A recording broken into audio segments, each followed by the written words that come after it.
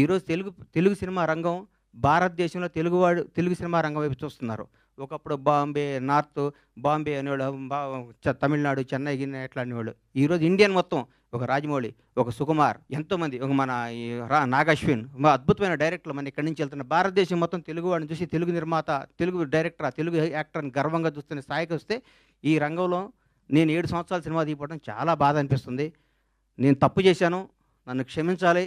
నేను సినిమాలు తీస్తా, నేను సినిమాల్లోనే పుట్టాను, సినిమాల్లోనే ఉంటాను. సినిమానే నా వ్యాపకం, సినిమానే నా జీవితం, సినిమానే నా ఆశ.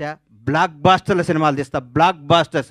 ఇండస్ట్రీ మొత్తం బండ్లాగానే పరమేశ్వర ప్రొడక్షన్స్ అంటే ఏందో మళ్ళీ చూపిస్తానికి అదే సంకల్పంతో బతుకుతానని మీ అందరు ఆశీస్సులు కావాలి, మీ అందరు అభిమానం కావాలి, మీ అందరు ప్రోత్సాహం కావాలి. ఎక్కడెక్కడ నేను చిన్న తప్పులు చేస్తే నన్ను క్షమించి నన్ను రెక్టిఫై చేయాలి, కానీ దాని మీద రాయకూడదు మీరు. అది నా విన్నపం.